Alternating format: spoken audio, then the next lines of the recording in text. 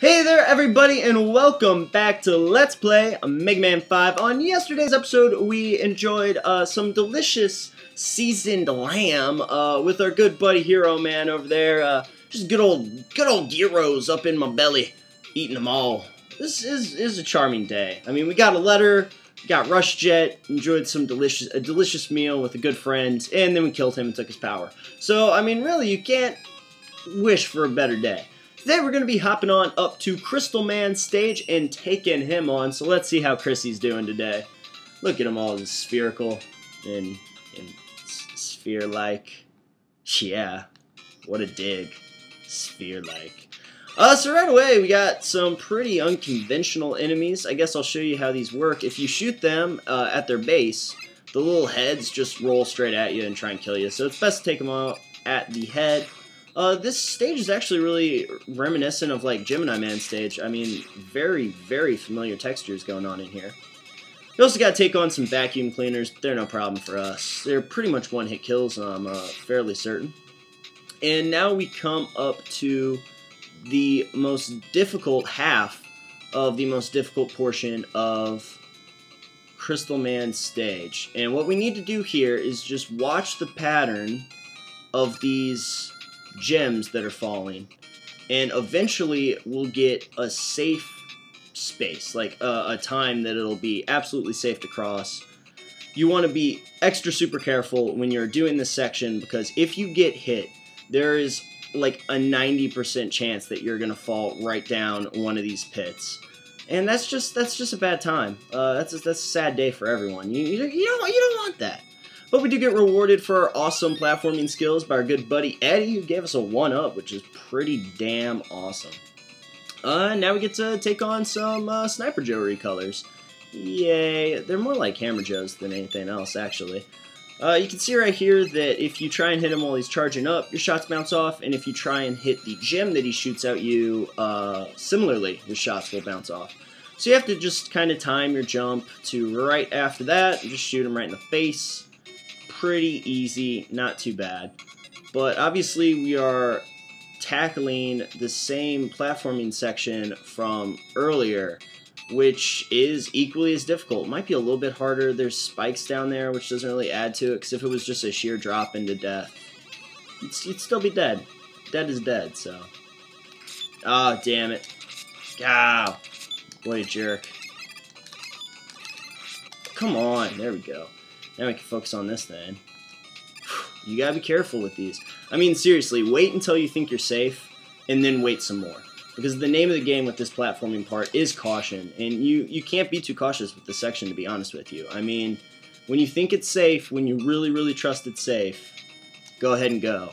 That one you might get knocked back. You might be safe if you get hit there, but like I said, it's kind of a crapshoot. Most of the time you're gonna fall down and die, so. Oh my god. Oh, it's so cleanly up in here. Get all the friggin' vacuum cleaners. I really don't understand what that monster or character design was supposed to be. Alright, is that guy still around? Because we got, yeah. Alright, and then we got one more. Alright, you didn't give us anything useful. What a jerk. Alright. Extra life, that's pretty amazing. E-tank as well. Can't complain about that. Oh, you asshats. Alright, so we're about to fall down a pit, which is pretty standard Mega Man coming up here in a little bit. First we gotta get through this section. But I'm bringing up the pit already. I don't know if you can make this jump without rush. We'll use rush anyway, who cares. Is because it is the location of one of the letters that we're looking for. I'm not sure what it is. It might be the 5. So it might actually not even be a letter, it might just be a number. But, oh, I really thought I could outrun him. It's kind of tricky, so I just want you to be aware in case I get it and it's hard to see. I'll let you know where it is, but it's right down here is the pit that we're going to go to. I'll actually talk about Rush Coil right now, because as you saw, it's a little bit different in this game than in other games. You ride on his back instead of getting, like, propelled upwards. So, I mean, it handles a little bit differently, so that's a little annoying, actually. And here we go, down this thing. Ah! Damn it, that's really hard to get. You have to hug that edge. We'll come back to this stage, and I will show you guys how to do that after we're done here. But first, we'll talk about these guys. You want to shoot them before they go down into that little, like coiled form, because they are really hard to hit. I think you can still hit them, but they're really hard to hit once that's happened. Okay, so here we are. Freaking Crystal himself, good old Chrissy. Gonna be using our G attack, which is like the laziest name I think they've ever given. It handles a lot like our Hard Fist from earlier, but it's actually a little bit better than that because you can control it a lot better. It goes up a lot quicker. You can actually make it go down too, so it's more like a magnet missile where you can control exactly when it goes up or when it goes down. So that's pretty awesome. Pretty short work of Chrissy there. Get his sweet, sweet ball power. Just get all the balls. Amazing. Alright, so there you go. Not too shabby, Mega Man. Double M, M squared. You got Crystal Eye. Really creepy name. I have no idea why it's called that. Pretty awesome power. If you shoot it and it hits a wall instead of an enemy, it'll actually shatter into several. And it can do multiple hits, which is very useful because we actually have to use it to take on in one of the hardest Robot Masters, probably the hardest Robot Master in this game, I'd say. Starman can be a little hard, but we're actually going to be using Crystal Man against Napalm Man over here, and he's pretty difficult. So, yeah, I guess I will see you guys back at the 5, the little Roman numeral that we failed to capture. So I'll see you guys back there. Hey guys, welcome back. I missed you oh so terribly much. I wanted to let you guys know that we did grab that E-Tank once again, but the M-Tank is not here. It's worth noting that M-Tanks actually don't respawn if you go back into a level for a second time. Makes perfect sense because they're really, really overpowered. That's amazing that we just got that extra life. We have like 1 billion extra lives. They're really, really overpowered. I mean, they fill up everything, so they didn't want to give you like 1 billion of those because it would make the game a lot easier.